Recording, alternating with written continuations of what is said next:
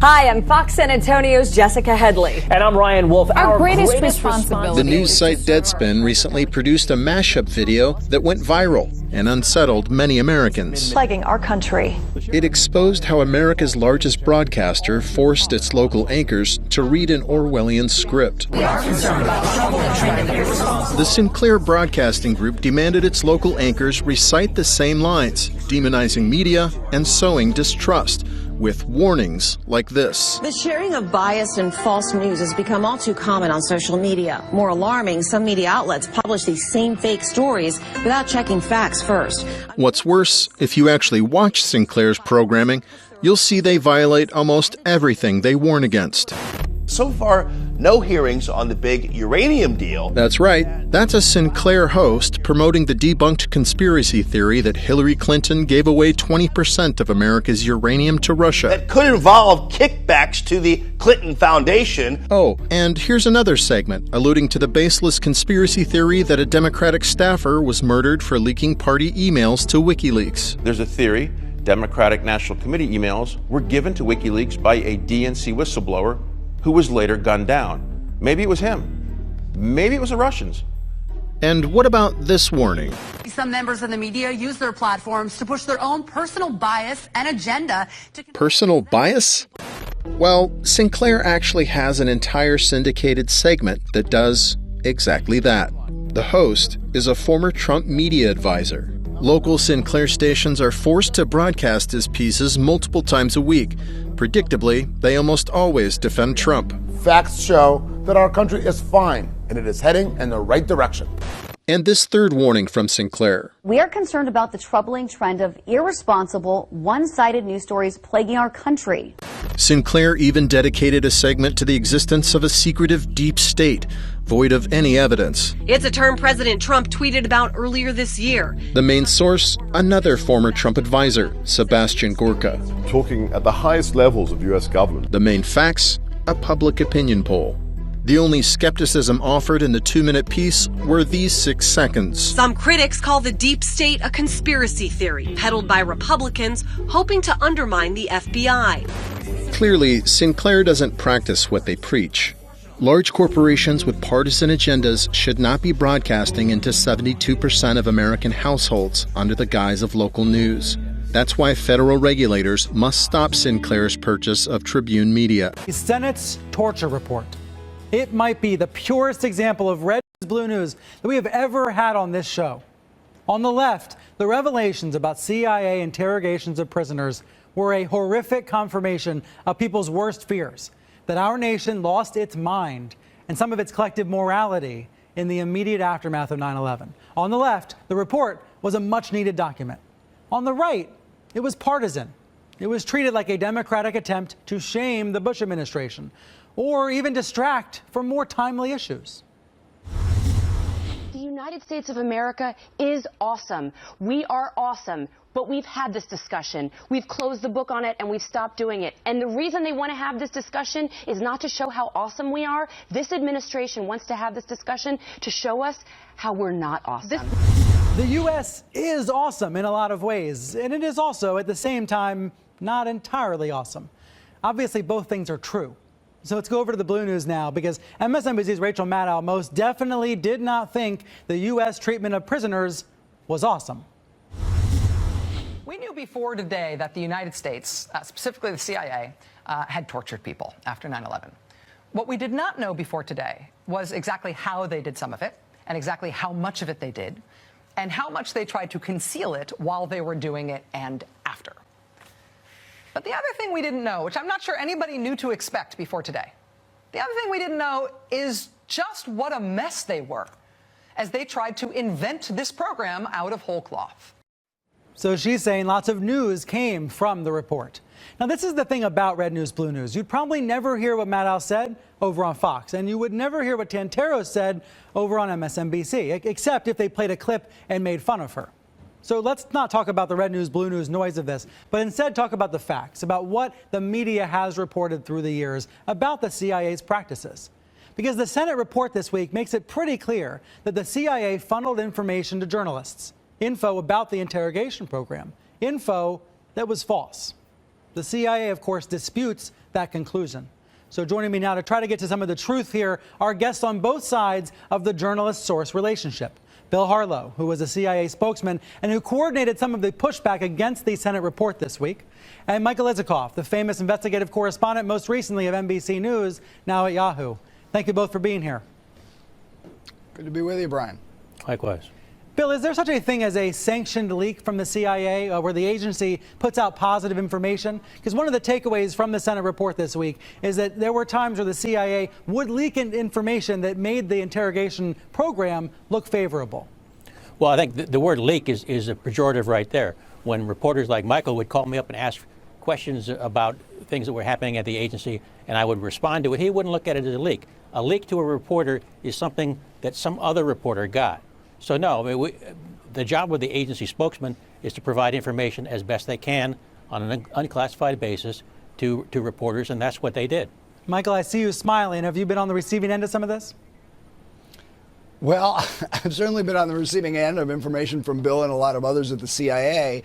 I think, look, one of the disturbing things about the report is clearly there's a political red-blue food fight over what the conclusions of the report were. But the real merit or advantage of the report is it quotes voluminously from internal CIA cables, internal CIA emails that shed a lot of light on this program that we've been talking about for years with limited information, and it gives us a much fuller picture, and it tells us a lot of things that, frankly, Bill and others at the CIA public affairs shop were not saying about the program. Bill, does the CIA in the future need to be a little less secretive with journalists? Does it need to do an even better job, perhaps, communicating its message, its point of view to journalists? Surely, and I recognize when I was there that I had one of the strangest jobs in America. I bet. The chief spokesman for a secret organization. Right. I mean, that's an oxymoron right in itself. And it was always a struggle to try to provide information to the media while protecting necessary secrets. And that's a very difficult job to do. And whoever has it now really has a difficult job ahead of them. But that said, there still is a requirement to protect necessary secrets. And while we may be debating this now, if people were to put out information which caused damage to national security, we'd be having an entirely different discussion. And on the flip side of this, Michael, having lived through and reported through this period of American history, are you less likely to trust what you're told by the CIA or other government agencies? Well, I try to always be skeptical, Brian, not just of the CIA, but of all government agencies.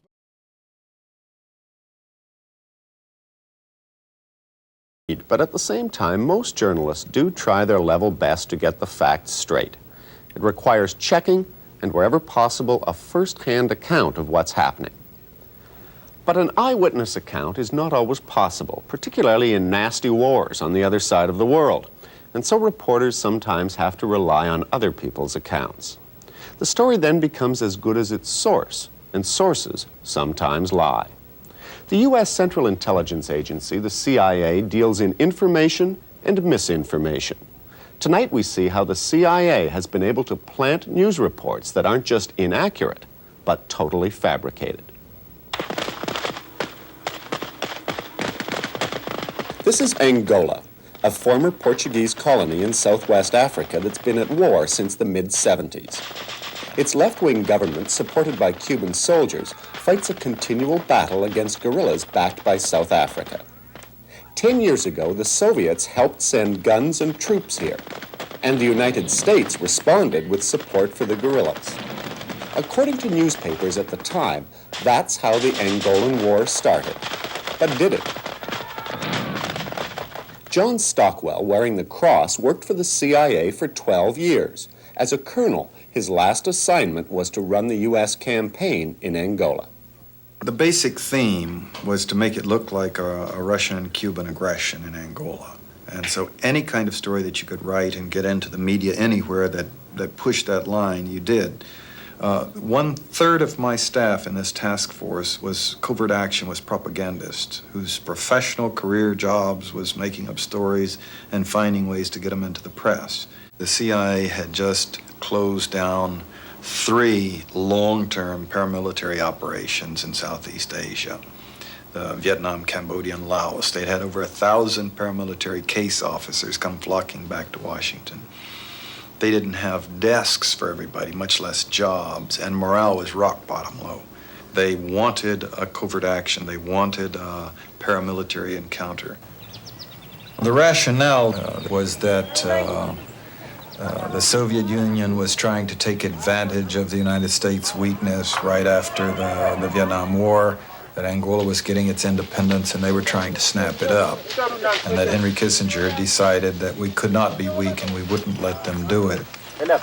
Our own files disproved that. We moved into Angola first and Russians were responding to us. But before the CIA could move, the U.S. National Security Council had to be sold, and Stockwell helped with the briefings. The first briefings on Angola literally went, gentlemen, this is a map of Africa. Here is Angola. And then they went on with a chart to explain there are 3 liberation movements in Angola. One of them is headed by Holden Roberto. He's the good guy. We've worked with him for years, and they use literally good guy. Then the MPLA is headed by this drunken, psychotic Marxist poet, Agostinho Neto. He's the bad guy. And they used exactly so to make sure that people understood. Into the ticker tapes of the Western media. Stockwell's CIA man also wined and dined Western journalists and gave them personal briefings. His man in Zambia was particularly enthusiastic. He ran a story that the city of Malanje had been captured by the UNITA forces. And in doing so, it captured 20 Russian advisors. And they thought this would show that Russians were running the thing in Angola. There weren't Russian advisors. It wasn't a factor, and we knew that. But the story did well. The Toronto Star, like many newspapers, picked it up from Reuters news agency. It was also carried in the Montreal Gazette and in the Vancouver Sun. I remember reporting that very clearly. Fred Berglund was the Reuters reporter who filed the story from Zambia. Years later, I discovered that a little CIA misinformation expert had sat in the U.S. Embassy in Lusaka and had composed that communique, and it bore absolutely no relationship at all to truth. You've got to remember, at that stage, during a war, you're working under incredible pressure. I worked for 4 months without a day off for 16 hours a day. And all that was wanted was a flow of information. I mean, I'd done the same in the Middle East war. I was based in Damascus. And in the first week of the war in Damascus, I wiped out the Israeli Air Force 3 times over with official statements.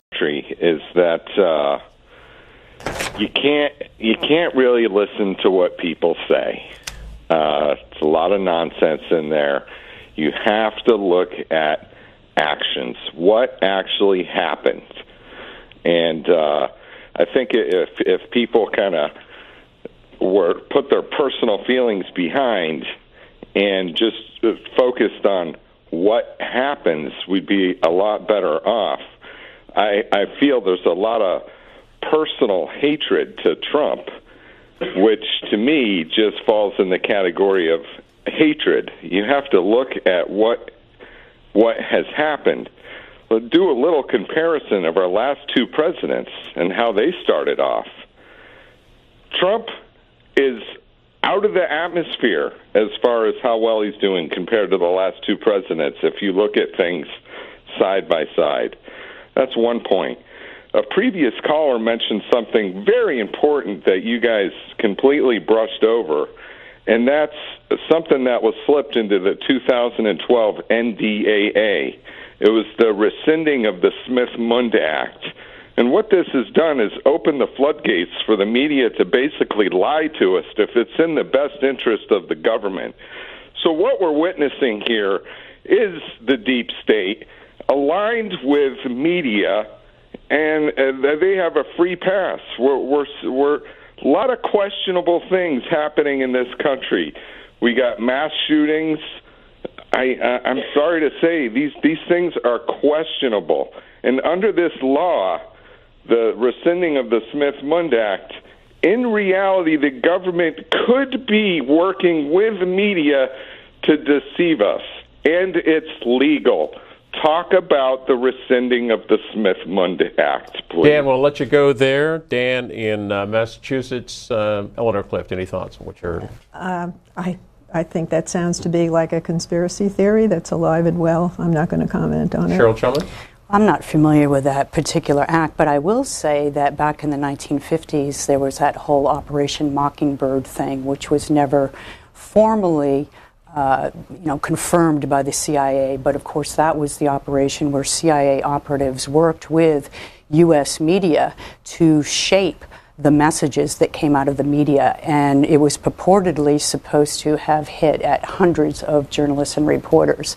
And that's something that has been reported and used in different terms. What was the message that they were trying to get across in this? It varied. It went on for years, and it wasn't just domestic, but it was also to slant and shape how government officials worked with foreign officials as well. But don't take my word for it. Look it up. Well, we have aspects of the government, the USIA, and Voice of America, that transmit American values abroad. I only bring it up because you say conspiracy theorist as if it's ridiculous. Well, but at the same time, he was tying mass shootings with the media and government interference to fool the American people. Right, and you were dismissing like a theories lot of connecting conspiracy theories as if they're ridiculous, but there are some things that our government has been involved in, including our deep state type government officials that have been recorded in history and proven. Well,